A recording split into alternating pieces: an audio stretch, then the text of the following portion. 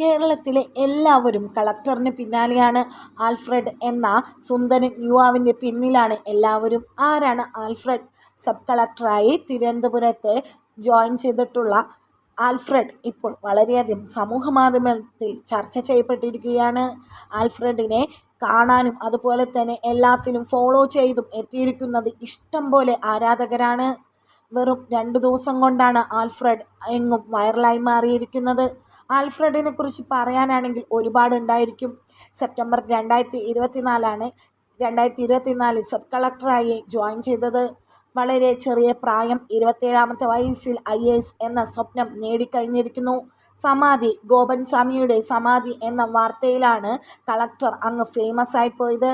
Collector ഈ വിഷയത്തെക്കുറിച്ച് ഒരുപാട് സംസാരിക്കണമെന്നും അതുപോലെ തന്നെ എല്ലാവരും വെയിറ്റ് ചെയ്യുകയാണ് എന്നിങ്ങനെയുള്ള കമൻറ്റുകളാണ് എല്ലായിടത്തും നിറഞ്ഞു നിൽക്കുന്നത്. കമൻറ്റുകൾ വായിച്ചാൽ തന്നെ ചിരിച്ച് ചാവും എന്ന രീതിയിലാണ്. സബ് കളക്ടറെ പരിചയപ്പെടുത്തി തന്ന ഗോപൻ സ്വാമിക്ക് നന്ദി.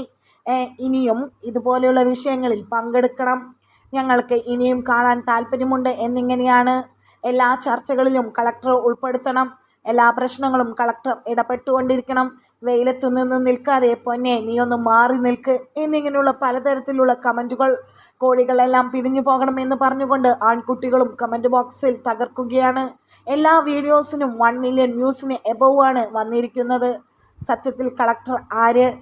27ാമത്തെ വയസ്സിൽ ഒരു IAS ആവുക എന്ന് പറയുന്നത് ജീവിതത്തിലെ ഏറ്റവും വലിയ സ്വപ്നമാണെന്ന് തന്നെ പറയാം. IAS എന്ന ആഗ്രഹം ആദ്യത്തെ ശ്രമത്തിൽ പാളിയെങ്കിലും 3ാമത്തെ ശ്രമത്തിൽ 57ാമത്തെ റാങ്ക് കിട്ടി ആൽഫ്രഡ് സ്വന്തം ആഗ്രഹം പൂർത്തീകരിച്ചു. ആൽഫ്രഡ് തിരുവനന്തപുരം സബ് കളക്ടറായി ജോയിൻ ചെയ്തു. എന്തായാലും പിടക്കോഴികൾ എല്ലാവരും കൂട്ടത്തോടെ എത്തിയിട്ടുണ്ട് നമ്മുടെ കളക്ടറെ കാണാൻ എന്നിങ്ങനെ രീതിയിലാണ് കമൻറ്റുകൾ. എന്തായാലും ആൽഫ്രഡ് ക്രൈസ്റ്റ് ബാംഗ്ലൂർ കോളേജിൽ നിന്നും കമ്പ്യൂട്ടർ സയൻസ് ബിരുദം നേടിയതിനു ശേഷം IAS എന്ന ആഗ്രഹം നേടിയെടുക്കുകയായിരുന്നു. ഒറ്റ ദിവസം കൊണ്ട് കളക്ടറുടെ ഇൻസ്റ്റാഗ്രാമും ഫേസ്ബുക്കും അങ്ങ് വൈറലായി മാറിയിരിക്കുന്നു.